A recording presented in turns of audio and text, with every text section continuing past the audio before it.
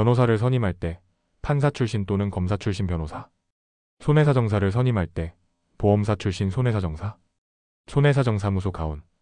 안녕하세요. 손해사정사 조대원입니다. 자동차 보험 이론과 실무 과목의 경우 막막하신 분들이 계시리라 생각합니다. 그러한 분들을 위해 전체적인 자동차 보험 흐름의 이해를 돕는 영상을 15분짜리로 제작하였습니다. 진심을 다해 여러분들의 합격을 기원합니다. 안녕하세요. 자동차 운전자라면 필수죠.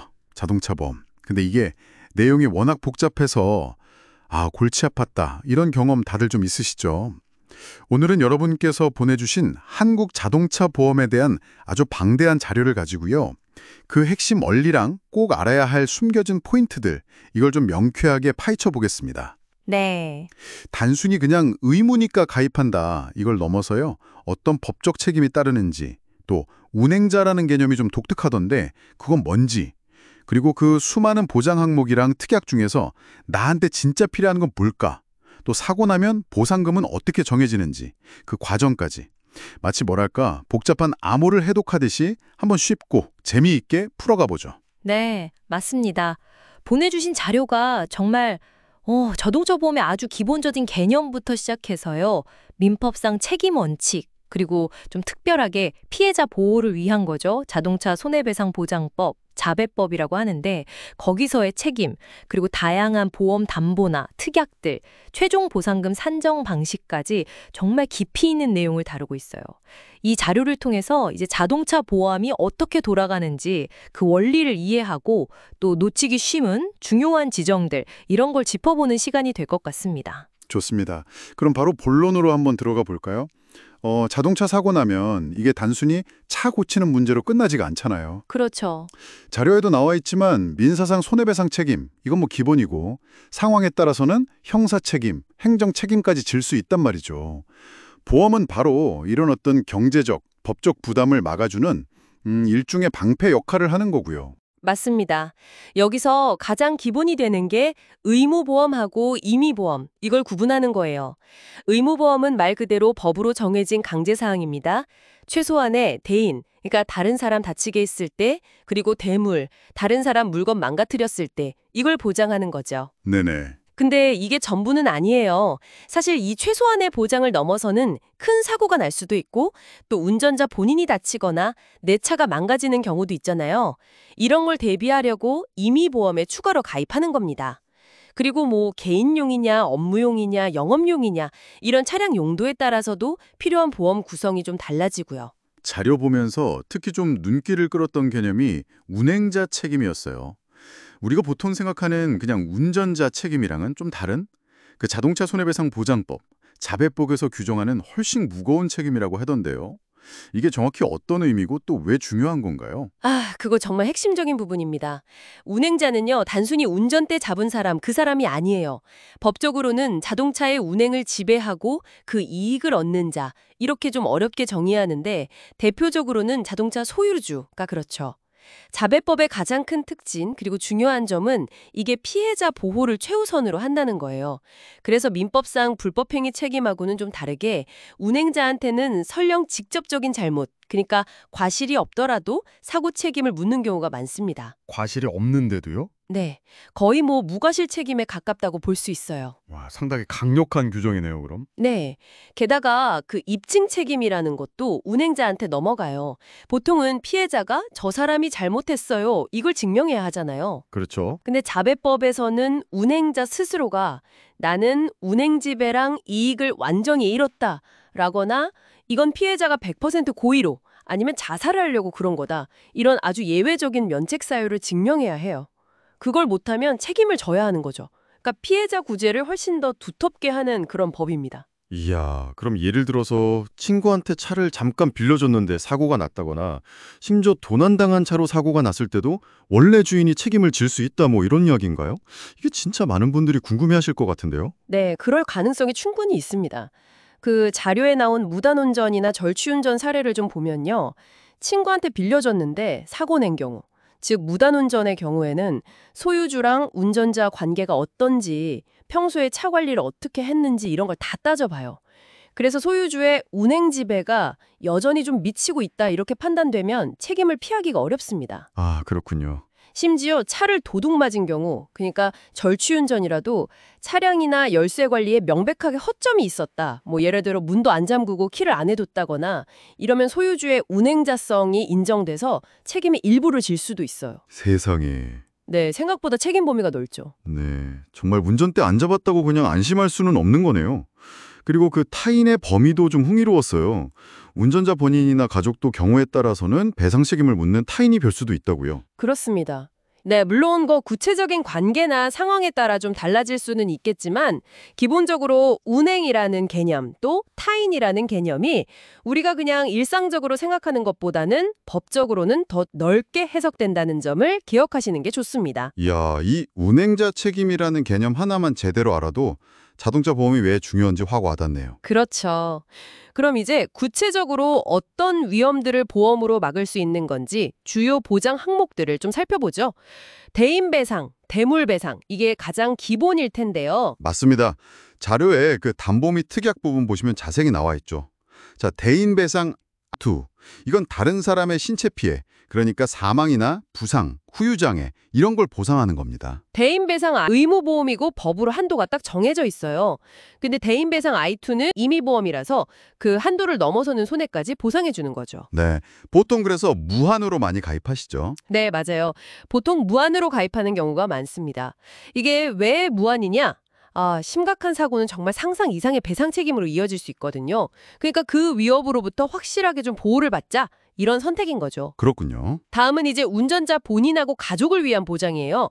자기 신체 사고, 자손하고 자동차 상해 자상이 있습니다. 아, 자손, 자상. 이거 헷갈려 하시는 분들 많더라고요. 네, 이게 둘 다 운전자나 가족이 다쳤을 때 보상해 준다는 건 같은데 결정적인 차이가 있어요.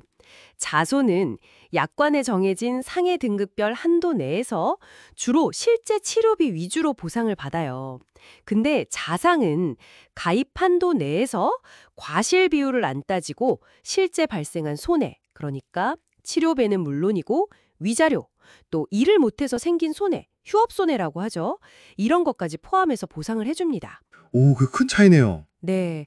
보험료는 자상이 조금 더 비쌀 수 있는데 보장 범위는 훨씬 넓고 유리한 경우가 많으니까 이 차이는 꼭 알아두셔야 합니다. 네. 그리고 무보험 자동차 상해 이것도 빼놓을 수가 없어요. 만약에 사고 상대방이 좀 책임감 없게 보험도 없이 운전했다거나 아니면 뺑소니를 당해서 가해자를 알 수가 없을 때 이럴 때 내 보험으로 우선 보상을 받을 수 있게 해주는 정말 중요한 안전장치입니다. 아, 맞아요. 뺑소니 같은 경우 정말 막막하잖아요. 그렇죠. 그럴 때 아주 유용하죠. 특약 종류도 진짜 너무 많아서 가입할 때마다 헷갈려요. 뭐 운전자 연령 한정 특약, 운전자 범위 한정 특약 이런 게 대표적이잖아요. 이게 보험료를 좀 낮춰주는 대신에 뭘 주의해야 할까요? 바로 그 점이 핵심입니다. 보험료를 할인받는 대신에 운전할 수 있는 사람의 난이나 범위를 딱 제한하는 조건인 거죠. 예를 들어서 만 30세 이상 운전 특약에 가입했는데 만 29세 자녀가 운전을 하다가 사고를 냈다고 한번 생각해보죠. 네. 이 경우에 의무보험인 대인배상 이걸 제외하고는 다른 보장, 예를 들어 대인배상 2나 자기 차량 손해 이런 건 전혀 보상을 못 받을 수 있어요. 혹, 정말요? 네. 보험료 몇만 원 아끼려다가 훨씬 큰 손해를 볼 수 있는 거예요. 가족 한정, 부부 한정 이런 것도 마찬가지고요. 정말 그 조건 외의 사람이 운전할 가능성이 전혀 없는 건지 신중하게 판단해야 합니다. 와, 이거 진짜 중요한 포인트네요. 물론 유용한 특약도 많습니다. 자료에도 언급된 다른 자동차 운전담보 특약, 이걸 보통 타차 특약이라고 부르는데요. 이건 내가 남의 차를 운전할 때도 내 보험으로 사고 처리가 가능하게 해주는 거고요. 또 대리운전 이용하다가 사고 났을 때 보장하는 특약 같은 것도 있고 내 운전 습관이나 상황에 맞춰서 잘 활용할 수 있는 옵션들이 있죠. 자, 그럼 이제 가장 좀 민감할 수 있는 부분인데요. 사고가 났을 때 보상금은 과연 어떻게 산정되는 걸까요? 자료에는 뭐 사망, 부상, 후유장애별로 기준이 나와 있던데 이게 너무 복잡하게 느껴지기도 하더라고요. 네, 세부 기준은 좀 복잡할 수 있는데 큰 틀에서 이해하는 게 중요합니다. 기본적으로 보상금은 실제 발생한 손해를 기준으로 해요. 크게 한 3가지 정도로 나눠볼 수 있는데요. 첫째는 적극 손해, 뭐 치료비나 장례비처럼 실제로 지출된 비용이고요. 둘째는 소극 손해, 이건 사고가 없었으면 벌 수 있었을 거라고 예상되는 수입, 그러니까 일을 못해서 생긴 손실. 이게 휴업 손해고 또 사망이나 후유장애 때문에 미래 소득이 줄어드는 부분. 이게 상실 수익이죠. 그리고 셋째는 정신적 손해. 이게 바로 위자료입니다. 네. 이 세 가지 요소를 바탕으로 해서 약관이나 법률 기준에 따라서 구체적인 금액이 산정되는 거죠. 근데 여기서 끝이 아니라고 들었어요. 바로 과실상계라는 개념 때문이라면서요. 이게 보상금에 아주 큰 영향을 미친다고요. 그렇습니다. 정말 중요한 개념인데요. 과실상계는 사고 발생에 피해자한테도 일부 잘못, 즉 과실이 있다면 그 비율만큼 최종 보상금에서 깎는다는 의미예요. 아, 내 잘못만큼 깎인다. 네, 맞아요. 예를 들어서 총 손해액이 1억 원인데 피해자 과실이 30%다. 이러면 실제 받을 수 있는 돈은 7천만 원으로 줄어드는 거죠. 와, 30%나 깎이는 거네요. 네. 이 과실 비율은 법원 판례나 자동차 사고 과실 비율 인정 기준이라고 하는 좀 객관적인 기준을 참고해서 정해지긴 하는데 그래도 실제 사고 상황 해석을 두고 분쟁이 발생하는 경우도 꽤 많습니다. 그렇겠네요. 그럼 과실 비율 말고도 보상금이 좀 줄어들 수 있는 요인이 또 있나요? 네, 몇 가지 더 있습니다. 손익 상계라는 게 있는데요. 만약 사고 때문에 다른 법령, 예를 들면 산재보험 같은 데서 보상을 좀 받았다면 그 금액만큼은 공제될 수 있어요. 아, 이중으로 받지는 못하게 하는 거군요. 그렇죠. 또 차에 같이 타고 있던 동승자의 경우에요. 그냥 단순히 탔다는 이유만은 아니지만 만약에 운전자가 위험하게 운전하는 걸 음주나 과속 같은 거요. 그걸 알면서도 말리지 않았거나 오히려 부추겼다. 이런 사정이 있으면 책임을 일부 인정해서 보상금이 감액될 수 있습니다. 이걸 동승자 감액이라고 해요. 마지막으로 사고 나기 전부터 원래 앓고 있던 질병이나 부상, 이걸 기왕증이라고 하는데요. 이게 사고로 인한 손해를 더 키우는 데 영향을 줬다. 이렇게 판단되면 그 기여분만큼 또 공제될 수도 있습니다. 이런 여러 요소들 때문에 실제 손해액이랑 최종적으로 받는 금액에 차이가 생길 수 있는 거죠. 그렇군요. 참 고려할 게 많네요. 보험 가입할 때나 또 유지할 때 우리가 꼭 지켜야 할 의무 같은 것도 있겠죠. 놓치면 나중에 좀 불이익을 당할 수도 있을 것 같은데요. 네, 맞아요. 계약 전 알릴 의무, 이걸 고지 의무라고 하고 계약 후 알릴 의무, 이건 통지 의무라고 하는데요. 이게 대표적입니다. 가입할 때는 직업이나 차량 용도, 과거 사고 이력처럼 보험료 산정이나 계약 인수에 중요한 영향을 미치는 사실들을 정확하게 알려야 하고요. 네. 가입한 후에도 주소나 차량 용도가 바뀌거나 위험이 뚜렷하게 증가했다 이러면 바로 보험사에 알려야 합니다. 이걸 소홀히 하면 진짜 최악의 경우에는 보험금 지급이 거절되거나 계약 자체가 해지될 수도 있어요. 보험금을 제대로 받기 위한 어떤 기본적인 약속인 셈이죠. 꼭 지켜야겠네요. 그리고 피해자 입장에서 알아두면 아주 유용한 권리가 하나 있어요. 바로 직접 청구권이라는 건데요. 이건 가해자를 거치지 않고 피해자가 직접 가해자의 보험회사에 손해배상을 청구할 수 있는 권리입니다. 절차를 좀 간소화하고 신속하게 보상을 받을 수 있도록 돕는 제도죠. 아, 그건 좋네요.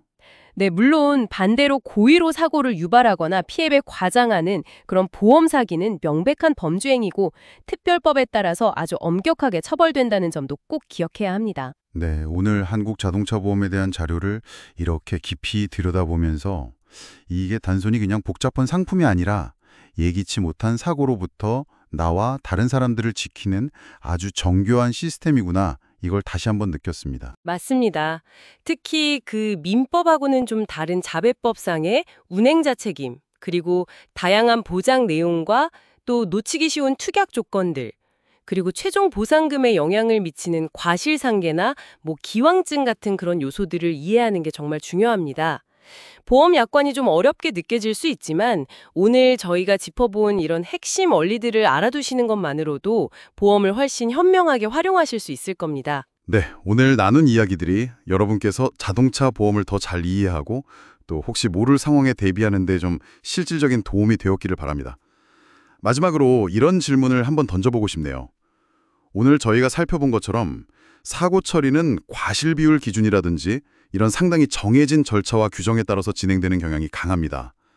그렇다면 사고가 딱 일어난 후에 우리가 그 결과를 바꿀 수 있는 여지는 어쩌면 생각보다 많지 않을 수도 있어요. 오히려 사고가 나기 전에 우리가 통제하고 또 최선으로 준비할 수 있는 것은 과연 무엇일까요? 단순히 보험 가입뿐만 아니라 어떤 다른 노력들이 필요할지 한번 생각해 보시는 건 어떨까요?